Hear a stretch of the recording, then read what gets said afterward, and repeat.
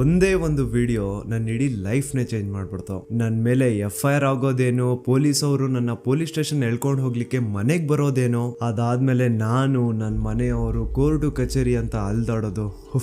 ಯಾವಾಗಿದೆಲ್ಲ ಮುಗಿಯುತ್ತಪ್ಪ, ಇದು ಮುಗ್ದಿದ ತಕ್ಷಣ ಯೂಟ್ಯೂಬ್ ಎಲ್ಲ ಬಿಟ್ಬಿಟ್ಟು ಒಂದಷ್ಟು ದಿನ ನೆಮ್ಮದಿಯಿಂದ ಎಲ್ಲಾದ್ರೂ ಹೋಗ್ಬಿಟ್ಟು ಪ್ರಶಾಂತವಾಗಿರೋಣ ಅನ್ಕೊಂಡಿದ್ದೆ. ಆದ್ರೆ ನನ್ನ ಮನ್ಸಲ್ಲಿ ಕೆಲವೊಂದು ಪ್ರಶ್ನೆಗಳಿದಾವೆ. ಸೌಜನ್ಯಳಿಗೆ ನ್ಯಾಯ ಕೇಳ್ತಾ ಜಸ್ಟ್ ನಾನೊಂದು ವಿಡಿಯೋ ಮಾಡಿದ್ದಕ್ಕೆ ನನ್ನ ಮೇಲೆ ಇಷ್ಟೊಂದೆಲ್ಲ ಆಗಿದೆ ಅಂತಂದ್ರೆ, ಜಸ್ಟ್ ಇಮ್ಯಾಜಿನ್ ಸೌಜನ್ಯ ಕೇಸಲ್ಲಿ ಯಾರೆಲ್ಲ ಸಾಕ್ಷಿ ಆಗ್ಬೋದಿತ್ತೋ ಅವ್ರ ಜೊತೆ ಏನೇನಾಗಿರಲ್ಲ. ನಾನ್ ಎಷ್ಟು ಅನ್ಕೊಳ್ತಿದ್ದೀನಿ, ಸಾಕಿನ್ನ 1-2 ತಿಂಗಳು ಏನು ವಿಡಿಯೋ ಮಾಡೋದ್ ಬೇಡ, ಸೈಲೆಂಟ್ ಆಗಿ ಇದ್ಬಿಡುವ ಅಂತ. ಆದ್ರೆ ನನ್ನ ಕೈಲಿಂದ ಆಗ್ತಿಲ್ಲ. ಯಾವುದೋ ಒಂದು ಸರ್ವಶಕ್ತಿ ನನ್ನ ಮನ್ಸೊಳಗಡೆ ಈ ಪ್ರಶ್ನೆನ ಹಾಕಿ ಇದ್ರ ಬಗ್ಗೆ ಮಾತಾಡುವಂತಿದೆ. ಮೊದ್ಲೇ ಹೇಳ್ಬಿಡ್ತೀನಿ, ಈ ವಿಡಿಯೋ ಯಾವುದೇ ಜಾತಿ, ಧರ್ಮ, ದೇವಸ್ಥಾನಕ್ಕೆ ಸಂಬಂಧಪಟ್ಟಿಲ್ಲ. ಈ ವಿಡಿಯೋದಲ್ಲಿ ನಾನು ಕೇವಲ ಸೌಜನ್ಯ ಕೇಸ್ ಬಗ್ಗೆ ಮಾತಾಡ್ತಿದ್ದೇನೆ. ಸೌಜನ್ಯ ಕೇಸಲ್ಲಿ ಯಾವುದೆಲ್ಲ ಯಾರೆಲ್ಲ ಸಾಕ್ಷಿ ಆಗ್ಬೋದಿತ್ತೋ ಅದೆಲ್ಲ ಹೇಗ್ ನಾಶ ಆಯ್ತು ಅನ್ನೋದನ್ನ ತಿಳಿಸ್ಕೊಡ್ತೇನೆ.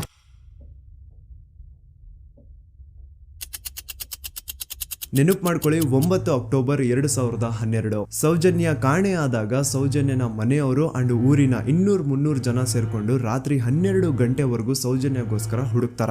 ಆದ್ರೆ ಸೌಜನ್ಯ ಸಿಗಲ್ಲ. ಮಿಡ್ ನೈಟ್ ಆಗಿರುತ್ತೆ ಅಂಡ್ ತುಂಬಾ ಜೋರ್ ಮಳೆ ಬರ್ತಾ ಇರುತ್ತೆ. ಇನ್ನು ಹುಡುಕೋದ್ ಬೇಡ, ಬೆಳಿಗ್ಗೆ ಎದ್ದು ಮತ್ತೆ ಎಲ್ರು ಹುಡುಕುವ ಅಂತ ಎಲ್ರು ತಮ್ಮ ಮನೆಗೆ ವಾಪಸ್ ಹೋಗ್ತಾರ. ದೆನ್ ನೆಕ್ಸ್ಟ್ ದಿನ ಅಂದ್ರೆ 10 ಅಕ್ಟೋಬರ್ 2012 ಸೌಜನ್ಯನ ಬಾಡಿ ಸಿಗುತ್ತೆ ಅಂಡ್ ಅವಳ ಬಾಡಿ ಪಕ್ಕದಲ್ಲಿ ಅವಳ ಕಾಲೇಜ್ ಬ್ಯಾಗ್ ಅಂಡ್ ಅವಳ ಬುಕ್ಸ್ ಎಲ್ಲ ಬಿದ್ದಿರ್ತಾವೆ. ಸೊ ಹಿಂದಿನ ದಿನ ಆ ಒಂದು ಜಾಗದಲ್ಲಿ ಅಷ್ಟು ಜೋರು ಮಳೆ ಬಂದಿದ್ರು ಸೌಜನ್ಯನ ಬ್ಯಾಗ್ ಅಂಡ್ ಅವಳ ಬುಕ್ಸ್ ಒಂದು ಚೂರುನು ನೆಂದಿರಲ್ಲ. ದಾಖಲೆ ಇದೆ ಸ್ವಾಮಿ, ದಾಖಲೆ ಇಲ್ದೆ ಈ ದೂತ ಸಮೀರ್ MD ಏನು ಮಾತಾಡಲ್ಲ. There was rain and the clothes of the victim were not stained with mud and the bag was not wet, even the books were not wet. ಹಿಂದಿನ ದಿನ ಅಷ್ಟು ಜೋರು ಮಳೆ ಬಂದಿದ್ರು ಸೌಜನ್ಯನ ಬುಕ್ಸ್ ಅಂಡ್ ಬ್ಯಾಗ್ ನೆಂದಿಲ್ಲ. ಹೇಗೆ? ಇದರ ಅರ್ಥ ಸೌಜನ್ಯನ ಆ ಒಂದು ಜಾಗದಲ್ಲಿ ಆಗೇ ಇಲ್ಲ, ಬೇರೆ ಯಾವುದೋ ಜಾಗದಲ್ಲಿ ಅವಳು ಆಯ್ತು, ನಂತರ ಅವಳ ಬಾಡಿನ ಅಲ್ಲಿ ತಂದು ಡಂಪ್ ಮಾಡಿರೋದು. ಸೊ ಈಗ ಯಾವೊಂದು ಜಾಗದಲ್ಲಿ ಸೌಜನ್ಯನ ಆಯ್ತು, ಆಕ್ಚುಲ್ ಆ ಒಂದು ಜಾಗನ ಹುಡುಕಾಡೋದ್ ಬಿಟ್ಟು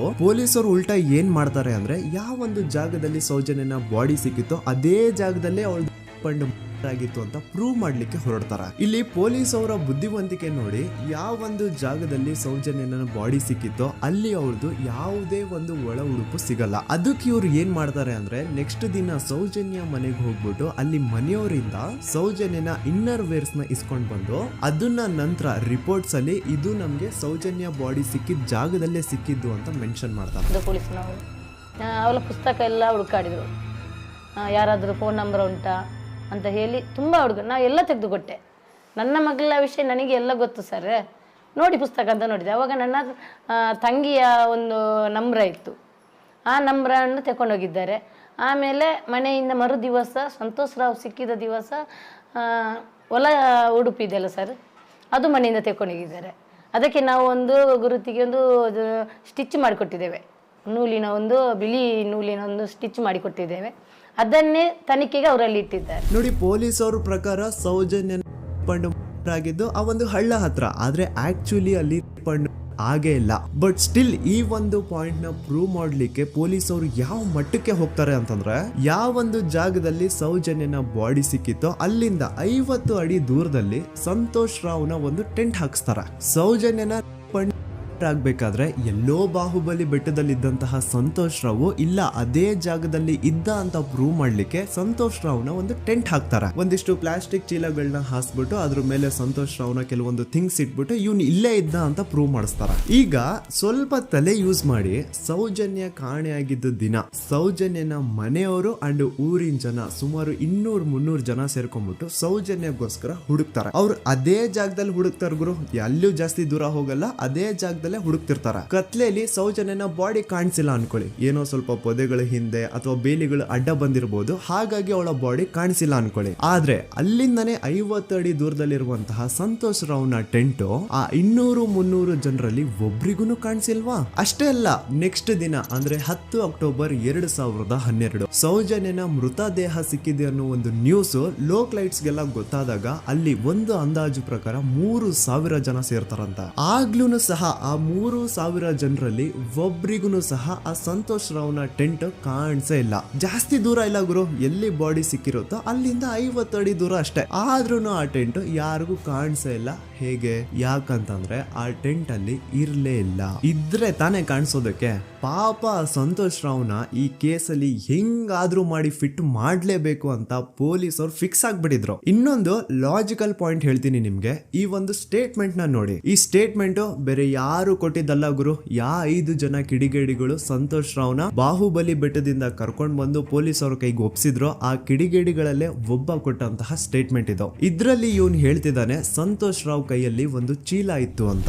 ಈಗ ಸಂತೋಷ್ ರಾವ್ನ ಅರೆಸ್ಟ್ ಮಾಡಾದ್ಮೇಲೆ ಅವನ ಕೈಯಲ್ಲಿದ್ದಂತಹ ಚೀಲ ಕೂಡ ಪೊಲೀಸ್ ಅವರು ತಮ್ಮ ಕಸ್ಟಡಿಗೆ ತಗೊಂಡಿರ್ತಾರ ತಾನೆ. ಹಾಗಿದ್ರೆ ಸಂತೋಷ್ ರಾವ್ನ ಚೀಲ ಅಂಡ್ ಅದ್ರಲ್ಲಿ ಇದ್ದಂತಹ ಅವನ ವಸ್ತುಗಳು ಪೊಲೀಸ್ ಕಸ್ಟಡಿಲೇ ಇರ್ಬೇಕೆ ಹೊರತು ಅದ್ಯಾವುದೋ ಕಾಡಲ್ಲಿ ಆ ಟೆಂಟ್ ಒಳಗಡೆ ಅಲ್ಲ. ಅಂಡ್ ಇನ್ನೊಂದು ಮೇನ್ ಇಂಪಾರ್ಟೆಂಟ್ ಆಗಿ ಸಂತೋಷ್ ರಾವ್ನ ಪೊಲೀಸ್ ಅವರು ಕಸ್ಟಡಿಗೆ ತಗೊಂಡಿದ್ದು 11 ಅಕ್ಟೋಬರ್ 2012. ಆದ್ರೆ ಅಫಿಷಿಯಲ್ ಆಗಿ ಪೇಪರ್ಸ್ ಮೇಲೆ ತೋರಿಸಿರೋದು 13 ಅಕ್ಟೋಬರ್ 2012. ಹಾಗಿದ್ರೆ ಆ 2 ದಿನ ಸಂತೋಷ್ ರಾವ್ನ ಪೊಲೀಸ್ ಸ್ಟೇಷನ್ ಅಲ್ಲಿ ಇಟ್ಕೊಂಡು ಪೊಲೀಸ್ ಅವರು ಏನ್ ಮಾಡ್ತಿದ್ರು? ಇದು ಇಲ್ಲಿಗಲ್ ಡಿಟೆನ್ಷನ್ ತಾನೆ. ಈಗಷ್ಟೇ ನಾನು ಡಾಕ್ಟರ್ ಆದಮ್ ಅವ್ರು ಕೊಟ್ಟಂತಹ ಪೋಸ್ಟ್ ಮಾರ್ಟಮ್ ರಿಪೋರ್ಟ್ ನೋಡಿದೆ. ಅಂಡ್ ಇದ್ರಲ್ಲಿ ಏನಿದೆ ಗೊತ್ತಾ? ಸೌಜನ್ಯ ಸತ್ತಾದ್ಮೇಲೆ ಅಲ್ಲ, ಅವಳು ಬದುಕಿರ್ಬೇಕಾದ್ರೇನೆ, ಅವಳು ಮಾಡ್ತಾ ಇರ್ಬೇಕಾದ್ರೇನೆ ಆ ದುಷ್ಕರ್ಮಿಗಳು ಅವಳ ಯೋನಿ ಒಳಗಡೆ 6 ಇಂಚು ಮಣ್ಣು ತುಂಬಿರೋದು. ಅಂಡ್ ರೀಸೆಂಟ್ ಆಗಿ ಬರ್ತಾ ಇರುವಂತಹ ಇನ್ನೊಂದು ಬಿಗ್ಗೆಸ್ಟ್ ಅಲಿಗೇಷನ್ ಏನು ಅಂತಂದ್ರೆ ಸಂತೋಷ್ ರಾವ್ ಬ್ರೇನ್ ಮ್ಯಾಪಿಂಗ್ ಗೆ ಒಪ್ಕೊಂಡಿಲ್ಲ ಅಂತ. ಅಂತವ್ರು ಪ್ಲೀಸ್ ಈ ಒಂದು ಡಾಕ್ಯುಮೆಂಟ್ ನ ಕಂಡ್ಬಿಟ್ಟು ನೋಡಿ. ಇಲ್ಲಿ ಸಂತೋಷ್ ರಾವೇ ಹೇಳ್ತಿದ್ದಾನೆ, ಅಪರಾಧಿ ಎಂದು ಸಾಬೀತು ಮಾಡಲು ಅಗತ್ಯವಿರುವ ಯಾವುದೇ ವೈಜ್ಞಾನಿಕ ಪರೀಕ್ಷೆಗೆ ಒಳಪಡಲು ಸ್ವಯಂ ಇಚ್ಛೆ ವ್ಯಕ್ತಪಡಿಸಿರುತ್ತೇನೆ. ಕೆಳಗಡೆ ಸಂತೋಷ್ ರಾವ್ನ ಸಿಗ್ನೇಚರ್ ಇದೆ ಅಂಡ್ ಈ ಕಡೆ ಕೋರ್ಟ್ ನ ಸೀಲ್ ಕೂಡ ಇದೆ. ಅಂಡ್ ಇನ್ನೊಂದು ವಿಷಯ, ನನ್ನ ವಿಡಿಯೋದಲ್ಲಿ ನಾನು ಹೇಳಿದ್ದೀನಿ ಸಂತೋಷ್ ರಾವ್ಗೆ ಫಿಮೋಸಿಸ್ ಅನ್ನೋ ಒಂದು ಕಾಯಿಲೆ ಇತ್ತು ಅಂತ. ಅಂಡ್ ಅಲ್ಲಿ ಇನ್ನೊಂದು ಪಾಯಿಂಟ್ ಕೂಡ ಹೇಳಿದ್ದೀನಿ, ಇನ್ ಕೇಸ್ ಅವನ್ ಏನಾದ್ರು ಮಾಡಿದ್ರೆ ನರಕ ಅನುಭವಿಸ್ತಾನೆ ಅಂತ. Note that point. In case ನಾ ಸಂತೋಷ್ ರಾವ್ ಮಾಡ್ಲಿಕ್ಕೆ ನಾಲಾಯಕ್ ಅಂತಾನು ಹೇಳಿಲ್ಲ, ಲಾಯಕ್ ಅಂತಾನು ಹೇಳಿಲ್ಲ. ಇನ್ ಕೇಸ್ ಮಾಡಿದ್ರೆ ನರ್ಕ ಅನುಭವಿಸ್ತಾನೆ ಅಂತ ಹೇಳಿದ್ದು. ನೋಡಿ, ಹೇಳ್ತಾ ಹೋದ್ರೆ ಬೇಜಾನ್ ಇದೆ. ಆಸ್ ಎ ಯೂಟ್ಯೂಬರ್ ಆ ಕೇಸ್ ಫೈಲ್ಸ್ ನ ನೋಡ್ತಾ ಇದ್ರೆ ನನ್ಗೆನೆ ಬೇಜಾನ್ ಡೌಟ್ಸ್ ಬರ್ತಾ ಇದೆ ಪೊಲೀಸ್ ಅವರ ಇನ್ವೆಸ್ಟಿಗೇಷನ್ ಮೇಲೆ. ಸೊ ಅದನ್ನೆಲ್ಲ ಗಮನದಲ್ಲಿ ಇಟ್ಕೊಂಡು ನಾನ್ ಹೇಳೋದಿಷ್ಟೇ, ಈ ಒಂದು ಕೇಸ್ ಅಲ್ಲಿ ಯಾವ ಆಂಗಲ್ ಇಂದನೂ ಪೊಲೀಸ್ ಅವ್ರ ಕಡೆಯಿಂದ ಫೇರ್ ಇನ್ವೆಸ್ಟಿಗೇಷನ್ ಆಗಿಲ್ಲ. And I clear my point. ಈಗ ಈ ಒಂದು ಸೌಜನ್ಯ ಕೇಸ್ ಅಲ್ಲಿ ಯಾರೆಲ್ಲ ಸಾಕ್ಷಿ ಆಗ್ಬೋದಿತ್ತೋ ಅವ್ರ ಜೊತೆ ಏನಾಯ್ತು ಅಂತ ಹೇಳ್ತೇನೆ. ಮೊದಲನೇದಾಗಿ ರವಿ ಪೂಜಾರಿ. ಇವನ್ ಬಗ್ಗೆ ನಾನು ಫಸ್ಟ್ ವಿಡಿಯೋದಲ್ಲೇ ಹೇಳಿದೀನಿ. ಆ 5 ಜನ ಕಿಡಿಗೇಡಿಗಳು ಯಾರು ಸಂತೋಷ್ ರಾವ್ನ ಪೊಲೀಸ್ ಅವರಿಗೆ ಅರೆಸ್ಟ್ ಮಾಡಿಕೊಟ್ರೋ ಅದ್ರಲ್ಲಿ ಇವನು ಒಬ್ಬ.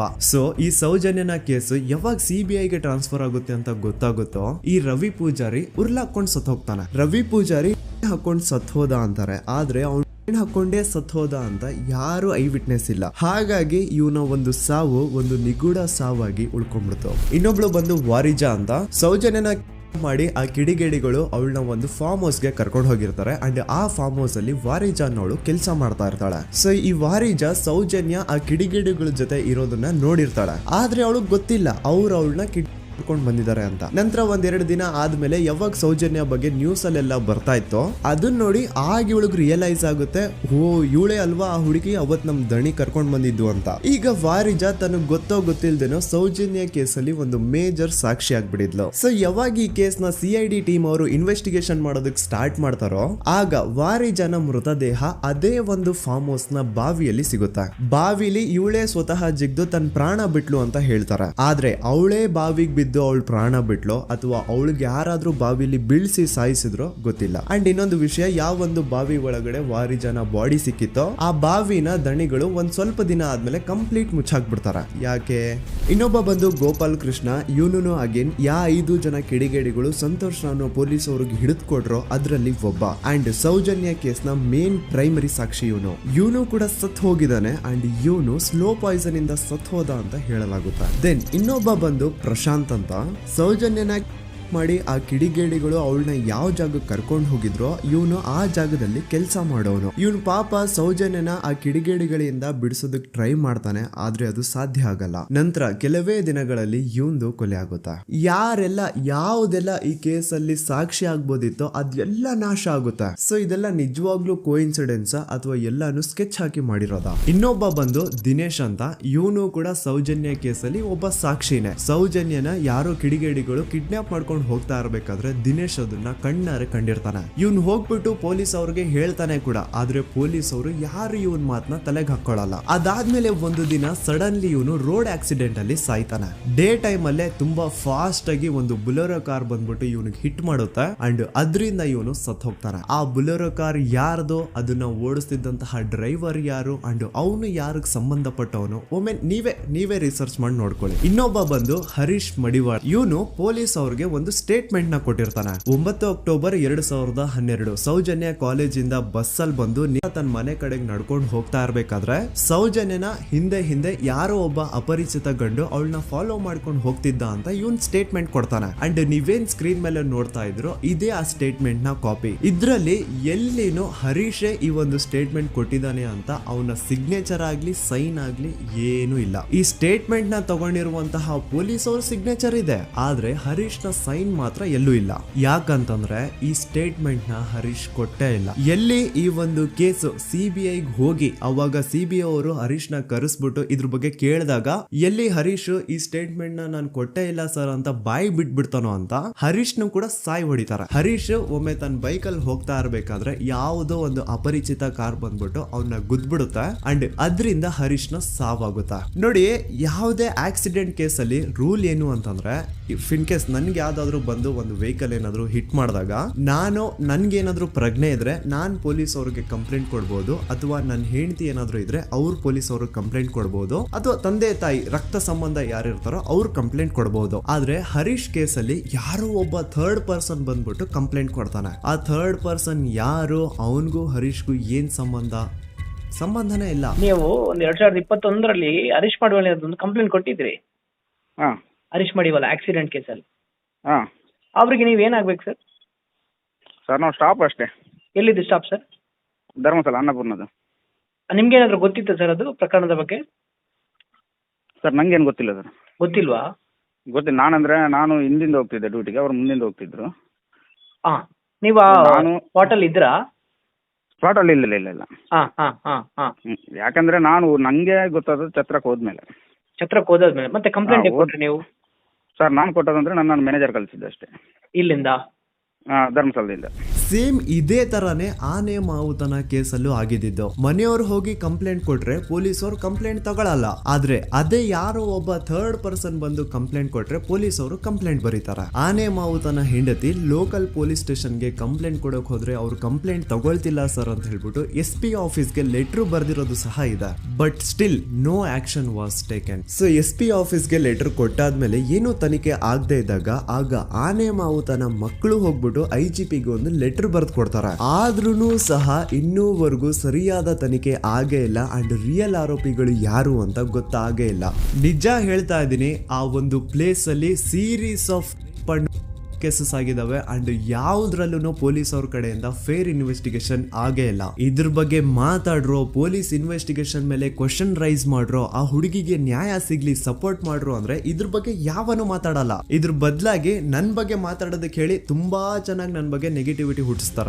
ಜಾತಿ ಧರ್ಮ ತರೋದು, ಇವ್ನ್ ಯಾವ್ದಾವ್ದು ಆಪ್ಸ್ ನ ಪ್ರಮೋಟ್ ಮಾಡ್ತಿದ್ದ, ಇವನ್ ಮಾತು ಯಾಕೆ ನಂಬ್ತೀರಾ ಅಂತ ನನ್ ಬಗ್ಗೆನೇ ನೆಗೆಟಿವಿಟಿ ಹುಟ್ಟಿಸೋದು. ಇವನು ಆ ಆ್ಯಪ್ ಪ್ರಮೋಟ್ ಮಾಡ್ತಿದ್ದ, ಇವನು ಈ ಆ್ಯಪ್ ಪ್ರಮೋಟ್ ಮಾಡ್ತಿದ್ದ, ಇವನ್ ಮಾತುಗಳನ್ನ ಯಾಕೆ ನಂಬ್ತೀರಾ, ಇವನು ಮುಸ್ಲಿಂ ಇದಾನೆ, ಇವನು ಮುಲ್ಲಾ ಇದಾನೆ, ಅದು ಇದು ಅಂತ ಮಾತಾಡೋದು. ಹೌದು ಗುರು, ನಾನ್ ಪ್ರಮೋಷನ್ಸ್ ನ ಮಾಡಿದೀನಿ. ನಾನು ಆ ಆ್ಯಪ್ದು ಮಾಡಿದೀನಿ, ಈ ಆ್ಯಪ್ದು ಮಾಡಿದೀನಿ, ಎಲ್ಲಾ ತರ ಆ್ಯಪ್ದು ನಾನು ಪ್ರಮೋಷನ್ಸ್ ಮಾಡಿದೀನಿ. ಈಗ ಹಿಂದೆ ನಾನು ಮಾಡಿರುವಂತಹ ಪ್ರಮೋಷನ್ಸ್ಗೂ ಈ ಕೇಸ್ಗೂ ಏನ್ ಸಂಬಂಧ? ಅನ್ನೆಸೆಸರಿ ಆಗಿ ಮ್ಯಾಟರ್ ನ ಡೈವರ್ಟ್ ಮಾಡ್ಲಿಕ್ಕೆ ಟ್ರೈ ಮಾಡಬೇಡಿ. ಇನ್ಮೇಲೆ ನಾನೇನಾದ್ರೂ ಆ ತರ ಅಪ್ಲಿಕೇಶನ್ಸ್ ನ ಪ್ರಮೋಷನ್ ಮಾಡಿದ್ರೆ ಆಗ ಬಂದು ನೀವು ನನ್ನನ್ನ ಪ್ರಶ್ನೆ ಮಾಡೋದ್ರಲ್ಲಿ ಅರ್ಥ ಇದೆ. ಹಿಂದೆ ಮಾಡಿರೋದನ್ನ ಇಟ್ಕೊಂಡು ಮಾತಾಡಿ ವಿಡಿಯೋ ಮಾಡೋದಲ್ಲ ಕಂಟೆಂಟ್ ಅಂದ್ರೆ. ಅಂಡ್ ಇನ್ನೊಂದು ವಿಷಯ, ನಾನು ದೂತ ಸಮೀರ್ MD ಯೂಟ್ಯೂಬ್ ಚಾನಲ್ ನ ಸ್ಟಾರ್ಟ್ ಮಾಡಿ ಕೇವಲ ಆಗಿರೋದು 8 ತಿಂಗಳಷ್ಟೇ. ಅಂಡ್ ಈ 8 ತಿಂಗಳಲ್ಲಿ ನಾನು ಹಾಕಿರೋದು ಕೇವಲ 12 ವಿಡಿಯೋಸ್. ಅದರಲ್ಲಿ 1-2 ಆಲ್ರೆಡಿ ಟೇಕ್ ಡೌನ್ ಆಗಿದಾವೆ. ಸೊ ಅಷ್ಟು ಬೇಗ ಅದ್ ಹೆಂಗ್ ನೀವು ಜಡ್ಜ್ ಮಾಡ್ಬಿಟ್ರಿ ನಾನು ಆಂಟಿ ಹಿಂದೂ ಅಂತ? ನಿಮಗ್ ನಿಜವಾಗ್ಲೂ ನಾನು ಆಂಟಿ ಹಿಂದೂ ಅನ್ಸಿದ್ರೆ ನಂದು ಇನ್ನೊಂದು ಚಾನಲ್ ಇದೆ ಸಮೀರ್ MD ಅಂತ. ಅಲ್ಲಿ ನಾನು ಅಪ್ಲೋಡ್ ಮಾಡಿರುವಂತಹ ಈ ಎಲ್ಲಾ ವಿಡಿಯೋಸ್ ನ ನೋಡಿ. ಜಾಸ್ತಿ ಜಸ್ಟಿಫೈ ಮಾಡ್ಲಿಕ್ಕೆ ಹೋಗಲ್ಲ ಗುರು, ನನ್ನ ಹಳೆ ಸಬ್ಸ್ಕ್ರೈಬರ್ಸ್ಗೆ ಗೊತ್ತು ನನ್ನ ಕ್ಯಾರೆಕ್ಟರ್ ಏನು ಅಂತ. ಅಂಡ್ ಇನ್ನು ಇವನ್ ವಿಡಿಯೋ 18 ಮಿಲಿಯನ್ ಪ್ಲಸ್ ವ್ಯೂಸ್ ನ ಪಡ್ಕೊಂಡಿದೆ. ಇವನ್ಗೆ ಇಷ್ಟ ಲಕ್ಷ ದುಡ್ಡು ಬಂದಿರುತ್ತೆ, ಅಷ್ಟ್ ಲಕ್ಷ ದುಡ್ಡು ಬಂದಿರುತ್ತೆ ಅನ್ನೋರ್ಗೆ ಈ ಒಂದು ಇಮೇಲ್ ನ ಒಮ್ಮೆ ನೋಡಿ. ನನ್ ವಿಡಿಯೋ ವೈರಲ್ ಆಗ್ತಿದ್ದಂಗೆ ಆ ವಿಡಿಯೋ ಡಿಮಾನಿಟೈಸ್ ಆಗೋಯ್ತು. ಇಲ್ಲಿ ಅತ್ಯಾಚಾರಿ ಬೆಂಬಲಿಗರ ಥಿಂಕಿಂಗ್ ನೋಡಿ. ಆ ವಿಡಿಯೋ ಇಂದ ನನ್ಗೆ ಎಷ್ಟು ರೆವೆನ್ಯೂ ಬಂತು ಅನ್ನೋದನ್ನ ಥಿಂಕ್ ಮಾಡ್ತಿದಾರೆ. ಆ ವಿಡಿಯೋ ಇಂದ ನಾನು ಎಷ್ಟು ಸಫರ್ ಆಗಿರ್ಬೋದು ಅನ್ನೋದನ್ನ ಥಿಂಕ್ ಮಾಡಿದ್ರ ನೋಡಿ. ನಾನೊಂದು ವಿಡಿಯೋ ಮಾಡಿದ್ದಕ್ಕೆ ಜನ ಜಾಗೃತರಾದ್ರು. ನನ್ಗೆ ನನ್ ಬಗ್ಗೆ ನಿಮ್ ಬಗ್ಗೆ ತುಂಬಾ ಹೆಮ್ಮೆ ಇದೆ. ನೀವೆಲ್ಲ ಜಾತಿ ಧರ್ಮ ಅನ್ನೋದು ಮುಖ್ಯ ಅಲ್ಲ, ನ್ಯಾಯ ಮುಖ್ಯ ಅಂತ ಬೆಂಬಲಿಸಿದ್ರೆ. ಸೌಜನ್ಯನ ತಾಯಿ ಅಂಡ್ ಕುಟುಂಬದವರು 13 ವರ್ಷದಿಂದ ಧೈರ್ಯವಾಗಿ ನ್ಯಾಯಕ್ಕಾಗಿ ಬೇಡ್ತಾವ್ರೆ. 13 ವರ್ಷದಿಂದ ಮಹೇಶ್ ಶೆಟ್ಟಿ ಸರ್ ಒಂದು ಹೆಣ್ಣು ಮಗುವಿನ ನ್ಯಾಯಕ್ಕೆ ಎಲ್ಲಾ ತರದ ಅವಮಾನ ಸಹಿಸಿಕೊಂಡು ಬೆಟ್ಟದಂತೆ ನಿಂತು ಎಲ್ಲೂ ಕಾಂಪ್ರಮೈಸ್ ಆಗದೆ ಹೋರಾಟ ಮಾಡ್ತಾವ್ರೆ. ಈಗ ಈ ನಿಮ್ಮ ದೂತ ಸಮೀರ್ MD ಇಂದ ಕರ್ನಾಟಕಾದ್ಯಂತ ಅನೇಕ ಕನ್ನಡ ಪರ ಸಂಘಟನೆಗಳು, ಎಲ್ಲಾ ವಿಚಾರ, ಎಲ್ಲಾ ಪಂಥದ ಪ್ರಗತಿಪರ ವೇದಿಕೆಗಳು ಸೌಜನ್ಯ ನ್ಯಾಯಕ್ಕಾಗಿ ಒಂದಾಗಿವೆ. ಅಂಡ್ ಈ ಹೋರಾಟ ಕೇವಲ ಸೌಜನ್ಯಳಿಗೆ ಮಾತ್ರ ಸೀಮಿತ ಆಗಿಲ್ಲ.